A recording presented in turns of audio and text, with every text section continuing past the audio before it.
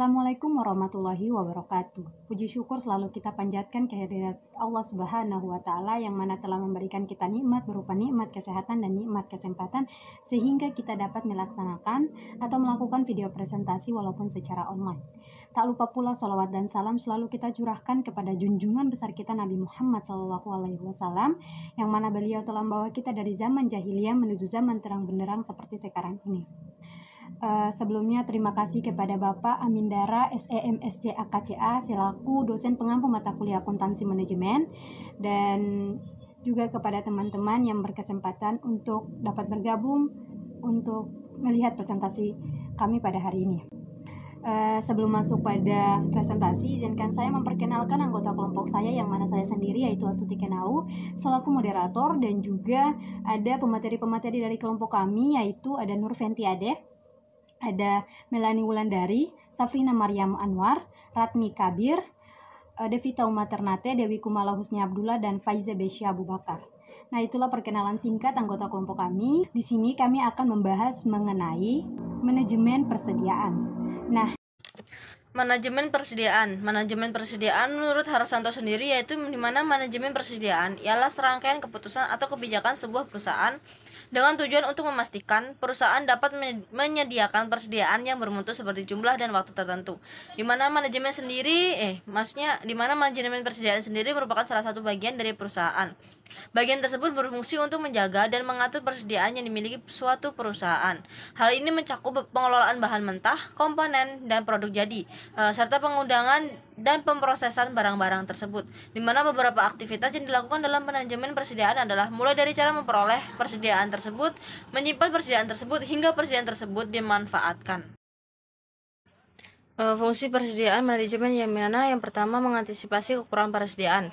Hal ini harus diperhatikan terutama bagi perusahaan yang berfokus dalam memproduksi barang. Meskipun pada umumnya suplai bahan memang sudah pasti datang sesuai jadwal, namun alangkah baiknya antisipasi tetap penting untuk dilakukan untuk berjaga-jaga jika seumpamanya persediaan datang terlambat dan akan berpotensi mengganggu proses produksi suatu perusahaan tersebut. Yang kedua yaitu dimana mengantisipasi pesanan persediaan yaitu ternyata tidak sesuai dengan kebutuhan, yang dimana kondisi seperti pesanan yang tidak sesuai mungkin jarang terjadi, namun bukan tidak mungkin bisa terjadi. Perusahaan selalu harus memastikan pesanan persediaan yang diterima apakah sudah sesuai dengan yang dibutuhkan untuk proses produksi bahan yang akan diproduksi. Selanjutnya yaitu ketiga, berjaga-jaga jika persediaan yang dibutuhkan ternyata tidak ada di pasaran. Fungsi utama dilakukan manajemen persediaan adalah untuk memastikan persediaan bahan selalu tersedia. Langkah ini untuk mengantisipasi jika bahan yang biasa digunakan tidak ditemukan di pasaran, bisa karena stok habis atau hal lainnya.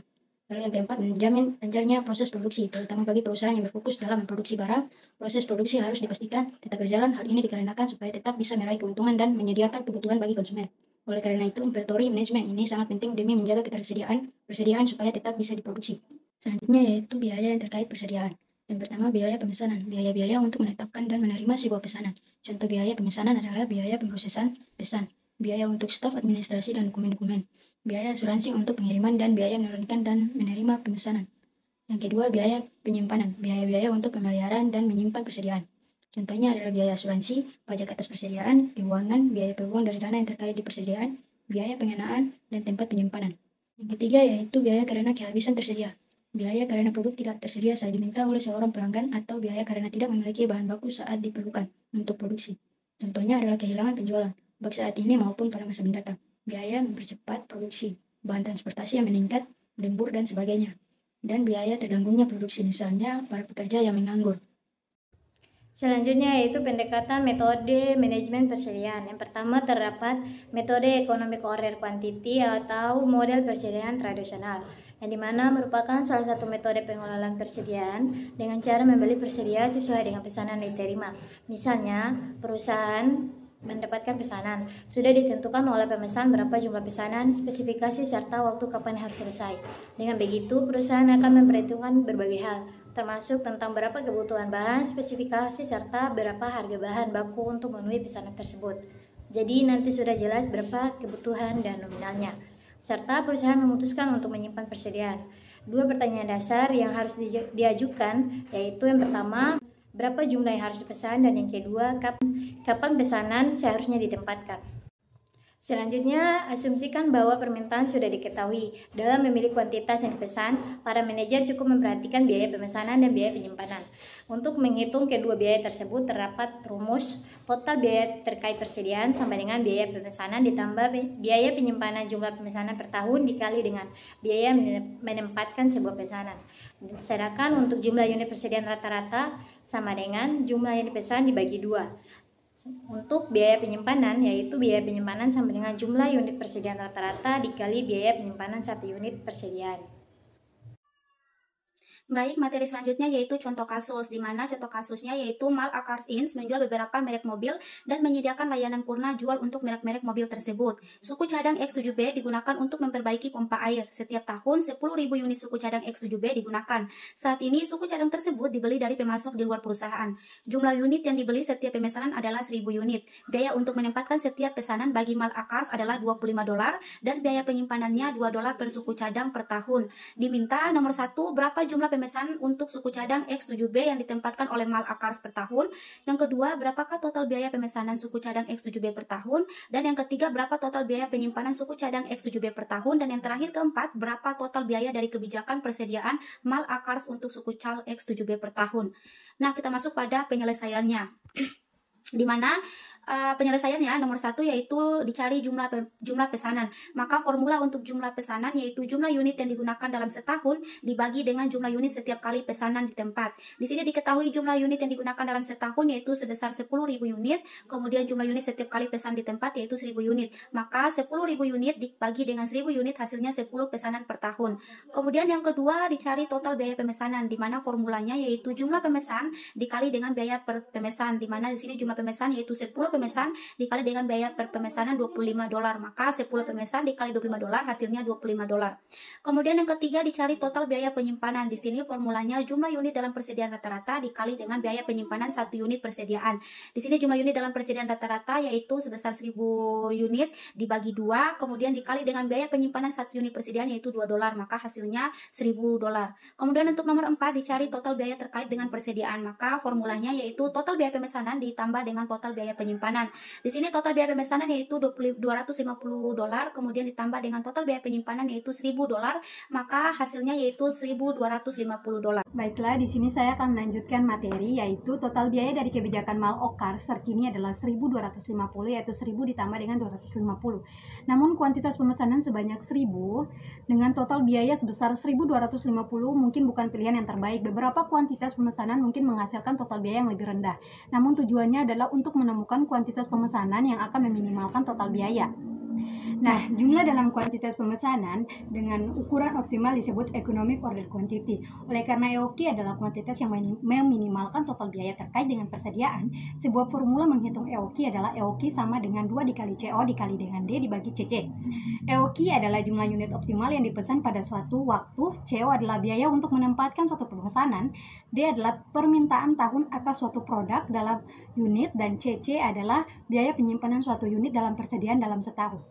Baiklah, selanjutnya merujuk pada data dalam Cornerstone 8.6 untuk Mal A Cars diminta berapakah EOQ untuk suku cadang X7B, 2. Berapakah jumlah pemesanan per tahun untuk suku cadang X7B yang akan ditempatkan oleh Mal A Cars, 3. Berapakah total biaya pemesanan tahunan dari suku cadang X7B selama setahun, 4. Berapakah total biaya penyimpanan tahunan dari suku cadang X7B selama dengan kebijakan EOQ, 5. Berapakah total biaya terkait persediaan tahunan untuk suku cadang X7B dengan kebijakan EOQ. Selanjutnya saya persilakan kepada pemateri selanjutnya. Baik, selanjutnya itu saya akan menjelaskan penyelesaian dari contoh kasus Cornerstone 8.6 untuk Mal A Cars Inc. Mana EOQ sama dengan akar 2 dikali CO dikali D dibagi CC. Mana EOQ ini merupakan jumlah unit optimal yang dipesan pada suatu waktu. CO merupakan biaya untuk mendapatkan satu pemesanan. D merupakan permintaan tahun atas satu produk dalam unit. CC merupakan biaya penyimpanan satu unit dalam persediaan selama setahun. Berikutnya, EOQ sama dengan akar 2 dikali $25 dikali 10.000 bagi $2, akar 500.000 bagi 2 sama dengan 500 unit. Di mana $25 itu didapat dari biaya untuk menetapkan setiap pesanan dari Mal A Cars, 10.000 itu didapat dari unit suku cadang X7B, $2 didapat dari biaya penyimpanan per suku cadang per tahun. Kemudian selanjutnya itu jumlah pemesanan sama dengan jumlah unit yang digunakan setahun bagi jumlah unit dalam setiap pemesanan sama dengan 10.000 dibagi dengan 500 sama dengan 20 pesanan per tahun. Berikutnya yaitu total biaya pemesanan jumlah pesanan dikali biaya per pemesanan sama dengan 20 pesanan kali $25 sama dengan $500. Berikutnya total biaya penyimpanan sama dengan jumlah unit dalam persediaan rata-rata kali biaya penyimpanan 1 unit dalam persediaan sama dengan 500 dibagi 2 kali $2 sama dengan $500. Terakhir yaitu total biaya terkait persediaan sama dengan total biaya pemesanan ditambah total biaya penyimpanan sama dengan $500 ditambah $500 sama dengan $1.000. Selanjutnya yaitu titik pemesanan kembali atau reorder point. EOQ menjawab pertanyaan jumlah yang dipesan atau diproduksi, mengetahui kapan untuk mendapatkan sebuah pesanan atau setup untuk produksi juga menjadi bagian penting dari setiap kebijakan persediaan. Titik pemesanan kembali atau reorder point adalah titik dalam waktu saat pesanan baru harus ditempatkan atau setup dimulai. Titik pemesanan kembali adalah fungsi dari EOQ, lead time, dan tingkatan penggunaan persediaan. Lead time adalah waktu yang dibutuhkan untuk menerima kuantitas pesanan ekonomi setelah pesanan ditempatkan atau stop dimulai. Untuk menghindari biaya yang muncul karena tidak memiliki persediaan yang dibutuhkan atau stock out cost, dan untuk meminimalkan biaya penyimpanan. Sebuah pesanan seharusnya ditempatkan sehingga pesanan tersebut tiba sesaat sebelum unit terakhir dalam persediaan digunakan. Mengetahui tingkat penggunaan dan lead time memungkinkan kita untuk menghitung titik pesanan kembali yang akan mencapai tujuan-tujuan ini. Berikut adalah rumus dari titik pemesanan kembali. Titik pemesanan kembali sama dengan tingkat penggunaan dikali dengan lead time. Nah, selanjutnya ada contoh kasus, Malo Cars In menjual beberapa merek mobil dan memberikan layanan purna jual untuk merek-merek tersebut atau merek-merek mereka. Suku Jana X7B digunakan untuk memperbaiki pompa air setiap tahun sebanyak 10.000 unit. Suku cadang X7B digunakan. Suku cadang X7B digunakan sebanyak 40 unit per hari. Dibutuhkan waktu 5 hari untuk Malo Cars sejak pesanan ditempatkan sampai dengan pesanan tersebut tiba. Nah, dari kasus tersebut diminta hitunglah titik pemesanan. Nah, solusinya atau penyelesaiannya adalah dengan menggunakan rumus titik pemesanan sama dengan penggunaan harian dikali dengan lead time titik pesanan, yaitu sama dengan 40 dikali 5 hari sama dengan 200 unit. Nah, oleh karena itu saat jumlah unit suku cadang X7B mencapai 200 unit, waktunya untuk melakukan pemesanan kembali. Nah, selanjutnya, jika permintaan terhadap suku cadang atau produk tidak diketahui dengan pasti atau kehabisan persediaan dapat terjadi. Sebagai contoh, jika 45 unit suku cadang pemesanan digunakan per hari, bukan 40 unit, perusahaan akan menggunakan 200 unit suku sampai akhir hari kelima. Produksi akan mengganggu selama setengah hari pemesanan untuk menghindari permasalahan tersebut. Perusahaan biasanya lebih memilih untuk menyimpan persediaan pengaman. Persediaan pengaman atau safety stock adalah pemesanan tambahan yang persediaan yang disimpan untuk bertindak sebagai jaminan terhadap perubahan dalam permintaan. Nah, persediaan pengaman dihitung dengan mengalihkan lead time dengan selisih antara tingkatan penggunaan maksimum dan tingkatan penggunaan rata-rata. Nah, dengan contoh persediaan pengaman sama dengan penggunaan harian maksimum dikurang dengan penggunaan harian rata-rata dikali dengan lead time. Kemudian ada contoh kasus dari pertanyaan tadi, yaitu Malo Cars In menjual beberapa merek mobil dan memberikan layanan purna jual untuk merek-merek tersebut. Nah, suku cadang X7B digunakan untuk memperbaiki pompa air. Setiap tahun 10.000 unit suku cadang X7B digunakan. Suku cadang X7B digunakan sebanyak 40 unit per hari. Namun, untuk beberapa hari sebanyak 50 unit untuk Malo Cars sejak pesanan ditempatkan sampai dengan pesanan tersebut tiba. Nah, yang diminta adalah yang pertama, hitunglah jumlah persediaan pengamanan. Dan yang kedua, ada hitunglah titik pemesanan kembali dengan persediaan pengaman. Nah, solusi atau penyelesaian yang pertama yaitu persediaan pengaman sama dengan penggunaan harian maksimum dikurang dengan penggunaan harian rata-rata dikali dengan lead time, yaitu 50 dikurang 40 dikali 5 hari sama dengan 50 unit. Nah, untuk penyelesaian yang kedua yaitu mencari titik pemesanan kembali sama dengan penggunaan harian maksimum dikali lead time. Dengan penyelesaian titik pemesanan kembali sama dengan 50 unit dikali 5 hari sama dengan 250 unit. Atau bisa menggunakan rumus titik pemesanan kembali sama dengan penggunaan harian rata-rata dikali lead time ditambah dengan persediaan. Yang dengan penyelesaian pengalaman titik pemesanan kembali sama dengan 40 dikali 50 hari ditambah 50 sama dengan 250 unit. 3. Metode Just in Time (JIT). Sistem persediaan Just in Time atau JIT merupakan strategi manajemen yang menyelaraskan pesanan bahan baku dari pemasok secara langsung dengan jadwal produksi.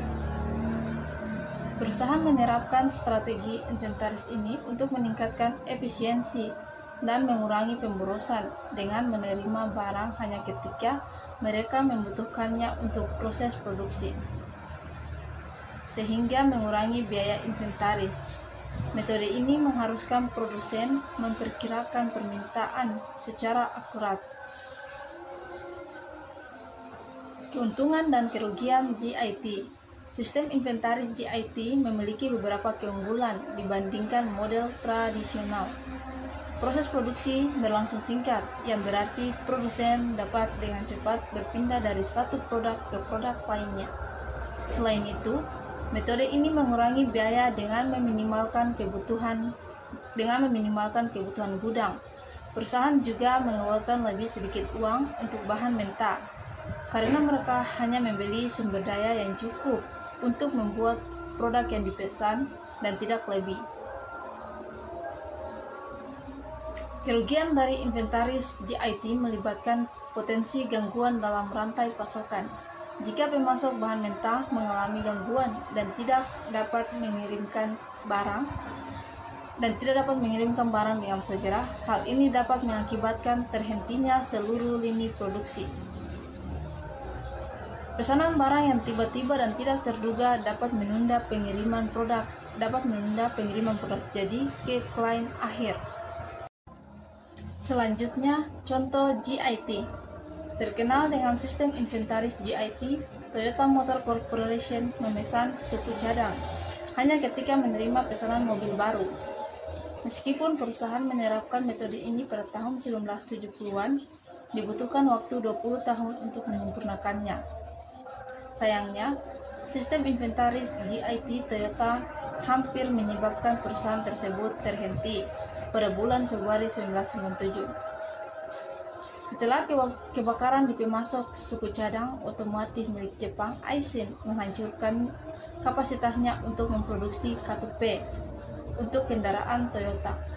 Karena Aisin adalah satu-satunya pemasok suku cadang ini, penghentian produksi selama berminggu-minggu menyebabkan Toyota menghentikan produksi selama beberapa hari. Hal ini menimbulkan efek riak di mana pemasok suku cadang Toyota lainnya juga harus ditutup sementara karena produsen mobil tersebut tidak memerlukan suku cadang mereka selama jangka waktu tersebut. Akibatnya, kebakaran ini merugikan pendapatan Toyota sebesar 160 miliar yen.